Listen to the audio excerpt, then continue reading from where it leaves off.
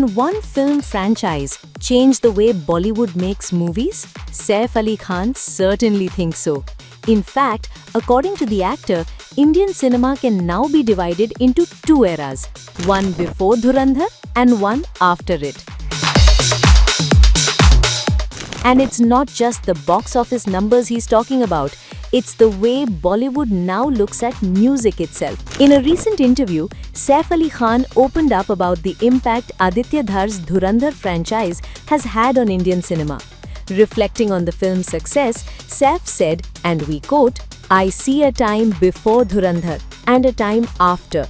It's up to us whether we catch up or not and wake up or not." He went on to praise the franchise for breaking away from Bollywood's traditional approach to film music.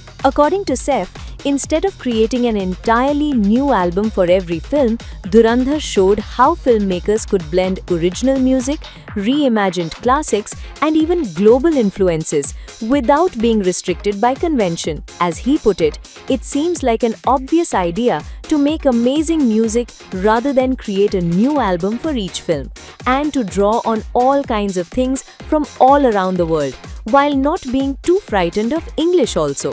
But for Saif, the real innovation wasn't just in the soundtrack. It was in how the songs became part of the story. Rather than interrupting the narrative, the music flowed naturally with it. One sequence in particular stood out, the song Shararat.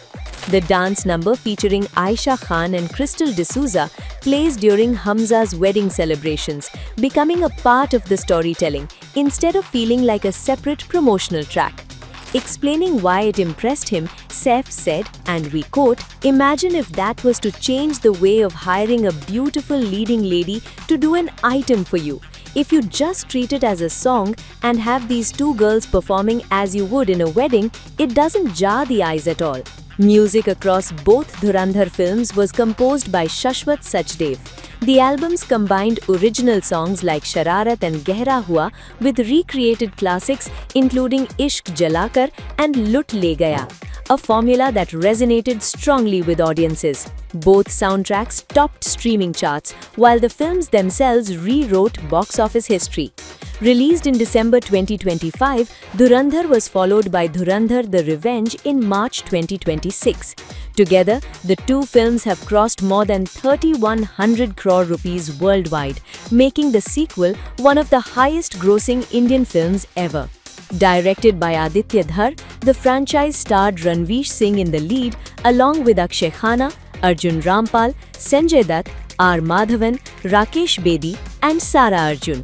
As for Saif Ali Khan, the actor was last seen in Netflix's Kartavya and is now gearing up for Hum Hindustani, along with Priyadarshan's Haiwan, where he'll reunite with Akshay Kumar after nearly 2 decades. But for now, it's his take on Dhurandhar that's getting everyone talking.